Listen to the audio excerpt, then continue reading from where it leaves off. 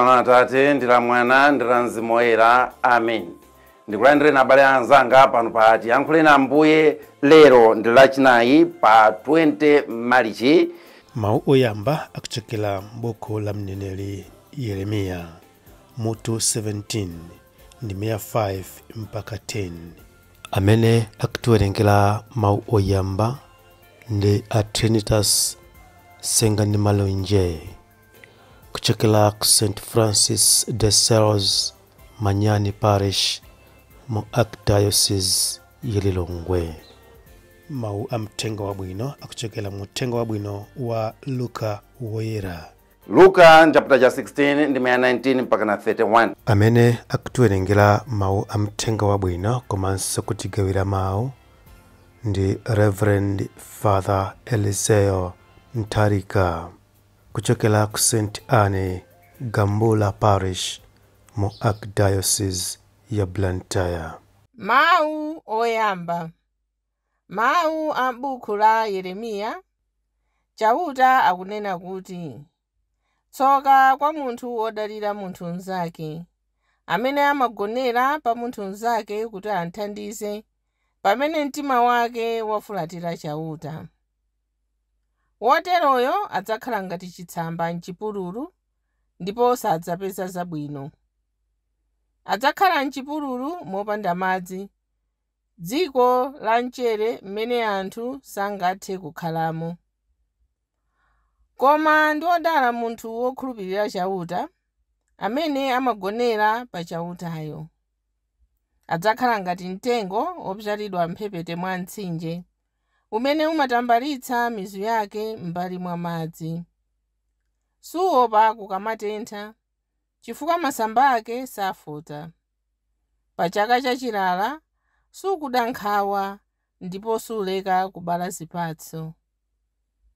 Mtima wa munthu ndi chinthu chonyenga kwambiri kupambana zinthu zonse. Kuyipa kwake nkosachizika. Kodi ndani angathe kumvetsa? Koma ine chauta ndimafufuza maganizo ndikuyesa mtimawo. Ndimachitira munthu aliyense molingana ndi makhalidwe ake, ndiponso moyenerera ntchito zake. Mawu a Ambuye. Tithokoze Mulungu. Ambuye akhale nanu. Mthenga wabwino monga adalembera Luka woyera. Ulemu kwa inu Ambuye. Pa nthawi yomweyo Yesu adati, panali munthu wina wachuma amene ankavala zovala za mtengo wapatali, ndipo ankasangalala ndi kudyerera masiku onse. Panalinso munthu wina dzina lake Lazaro, amene ankazagona pa khomo la munthu wachuma uja. Iyeyo anali ndi zilonda m'thupi lake lonse. Ankalakalaka kudya nyenyeswa zimene zinkagwa pansi kuchokera pa tebulo la wachuma uja. Koma sipokhapo, ngakhale agalu ankabwera kumazanyambita zilonda zake. Munthu wosauka uja anamwalira, anjelo nkumunyamula nakantula m'manja mwa Abrahamu. Munthu wachuma uja nayenso anamwalira, nayikidwa m'manda. Pamene ankazunzika kumalo anthu akufa, wachuma uja anayang'ana kumwamba naona Abrahamu ali patali ndi Lazaro ali pambali pakepa. Pamenepo ananena mokweza mawu kuti, Atate Abrahamu, mundichitire chifundo. Tumani Lazaro avike nsonga ya chala chake m'madzi kuti aziziseko lilime langa, pakuti ndikuzunzika koopsa m'moto uno. Koma Abrahamu anati, mwana wanga, kumbukira kuti udalandiriratu zokondweresa udakali ndi moyo, pamene Lazaro adalandira zowawa. Koma tsopano iye akusangalala kuno pamene iwe ukuzunzika kwambiri. Ndiponso pakati pa ife ndinu pali chiphompho kotero kuti ofuna kuchoka kuno kuwolokera kwanuko sangathe ayi. Chimodzimodzinso kuchokera kwanuko kuwolokera kuno. Apo wachuma uja anati, ndipo ndikupemphani Atate kuti muntume Lazaroyo apite ku nyumba ya bambo wanga, kumeneko ndili ndi abale anga asanu. Akawachenjeze kuopa kuti iwonso angabwere kuno kumalo amazunzo. Koma Abrahamu anati iwo ali ndi mabuku a Mose ndi aneneri, amvereza mmenemo. Iye anati iye Atate Abrahamu, koma wina atauka kwa akufa nkupita kwa iwo, apo azatembenuka mtima. Koma Abrahamu anamuza kuti ngati iwo samvera Mose ndi aneneri, sangathenso ngakhale wina auke kwa akufa. Mthenga wa Ambuye. Ulemu kwa inu Ambuye Yesu Khristu. Mawu athu alero akukamba za kuyanjana ndi Mulungu, kuti ndiko kuyanjana ndi madaliso. Amene wayanjana ndi Mulungu, ameneyo wayanjananso ndi madaliso. Leroli pokhala tsiku lachinayi ndi tsiku limene malo ambiri timapembeza Ambuye Yesu okhala mu Eucharistia. Komanso lero ndi birthday yanga, ndimo ndipange happy birthday. Pokhala kuti ifeyo ndife anthu ake a Mulungu, poyanjana ndi Mulungu tikuyanjana ndi madaliso. Ndipo aliyense amene adana ndi Mulungu akudana ndi madaliso. Aliyense amene atalikana ndi Mulungu akutalikana ndi madaliso.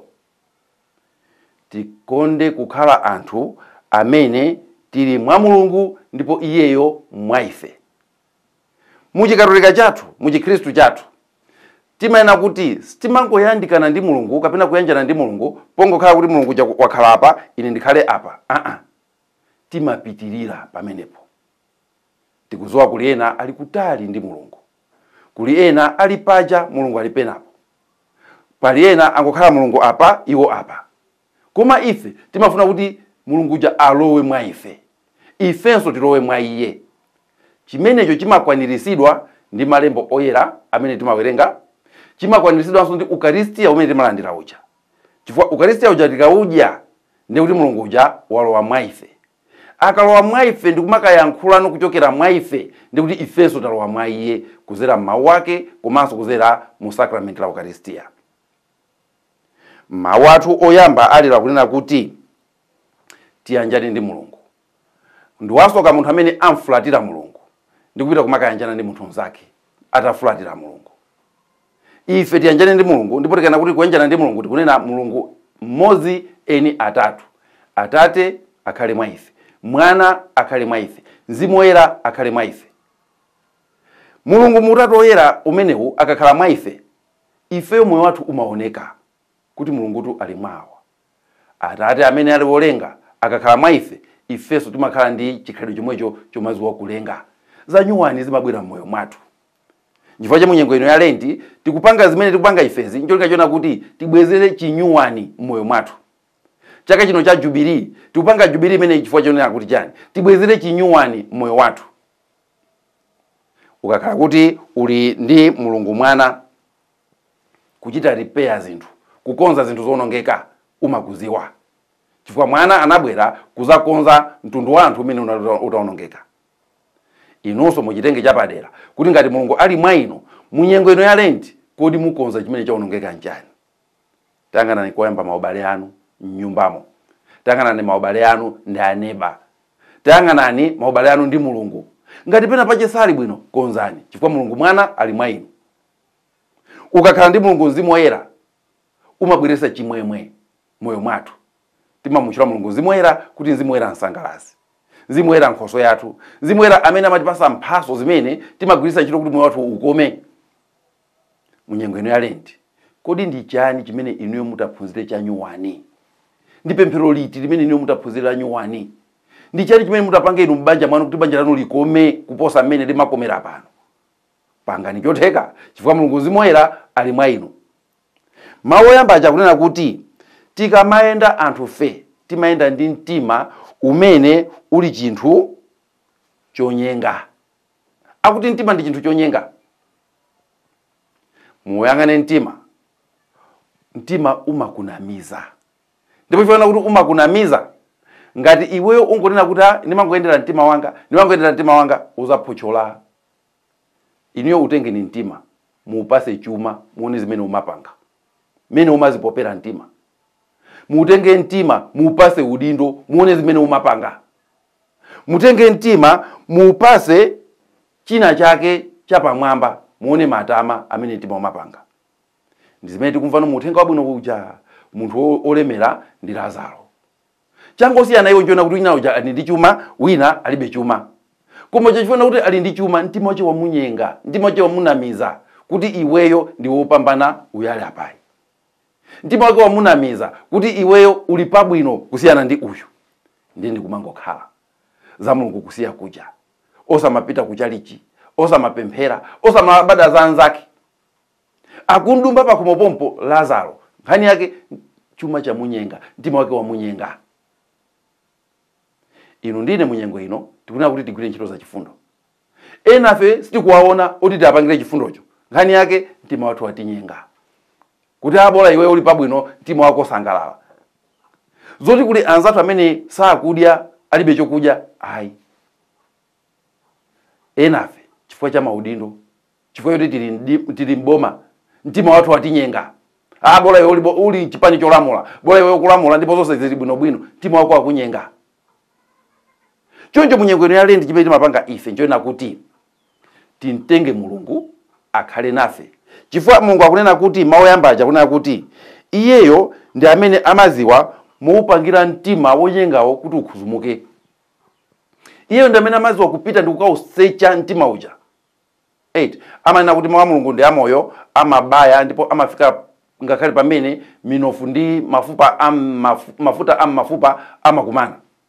Soza kuti Mulungu ndiye khaya amene angati kukauvumbulusa mtima mukunyada kwake, ndi amene angati kukaunikira mtima mukunyada kwake. Munyengo ino yale tikufuna kuti inu ndine timulole Mulungu alowe mu mtima mwathu akaunikiremo. Mtima wathu usamatinamize. Mulungu azakulowa mkana kuti iwe chuma chitu chisakunamize, izafika nthawi yake uzachisiya. Udindo usakunamize, izafika nthawi yake uzausiya. Matama upangawo siku lina lake ndithu uzapha iweyo. Mulungu yekha ndi amene amakati unikira. Chifukwa cha kupemphera nkofunikira, kupita kuchalichi nkofunikira, kuwerenga malemba nkofunikira. Wina atu ananena kuti anthu ife moyo uno uli ngati gudumu, moyo uno uli ngati tayala, lero uli pamwamba, mawa uli pansi. Ndi mmene tayala limakhalira. Pa chifukwa chimenecho ifeyo tipewe zoti mtima wathu uzitinamiza, tipewe zoti mtima wathu uzitinyenga. Koma kuti tipange zimenezi, tiyandikane ndi Mulungu, tinkonde Mulungu, tisadalire anthu ena, tisadalire zinthu zimene tili nazo. Mulungu akhale nanu munyengo yonse ino ya Lenti. M'dzina la Atate ndi la Mwana ndi la Mzimu Woyera. Amen.